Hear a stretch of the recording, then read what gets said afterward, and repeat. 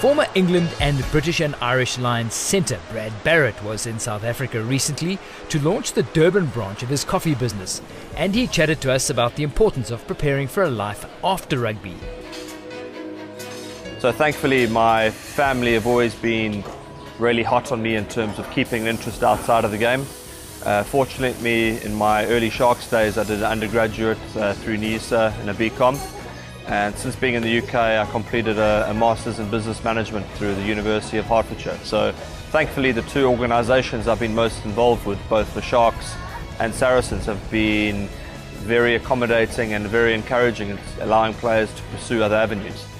So since completing that degree, I thought why better to learn on the run and to launch your own company. Which is how the idea to start his coffee business, Tikki Tonga, came into being. Yeah, Tikki Tonga Coffee Roasters launched in the UK about 2 years ago. A wholesale coffee supply and retail arm. We do loads of events, supply businesses, restaurants, cafes, bars, clubs throughout the UK.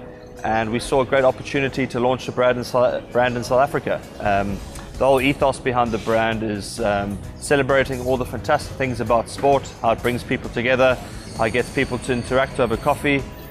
In the age of social media and technology, we like to celebrate the opportunities for people to connect, and using coffee as the vehicle.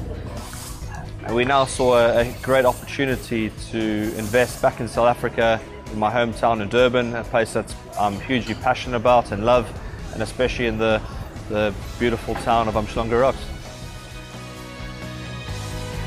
As captain of Saracens, Brad's first priority is his rugby.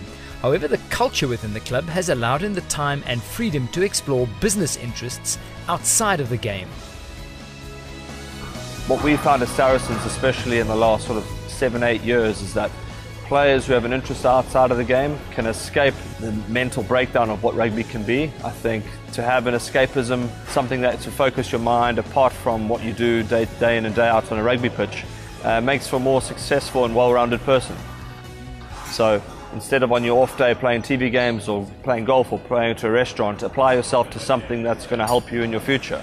So I was grateful to be at a club that encouraged that, and you know, through my studies in the early years to business and work experience I did, and now to have launched my own company and own brand, it's been a really great and enjoyable and rewarding time of my life. Brad was fortunate to represent England in the 2015 Rugby World Cup, and he will be watching this year's tournament with keen interest. I think hugely exciting. I think it's probably one of the few World Cups we've gone into not really knowing exactly what's going to happen. I think if you've seen the success of the European teams in the last 18 months, Ireland, Wales, England, all title contenders, that's probably what makes it a unique feel. I think South Africa are hugely resurgent under Rassie Erasmus. They're definitely going to be a force. And again, the All Blacks, you know, the unstoppable force they've been. So I think in a really exciting World Cup going into Japan, something different, being climate that people are going to have to adapt to. It's going to be very hot that time of year. And obviously the Australians in big tournaments are always able to put in a big performance. So I think what we can go into is a World Cup that's very open, one that's going to be very difficult for the form book to dictate.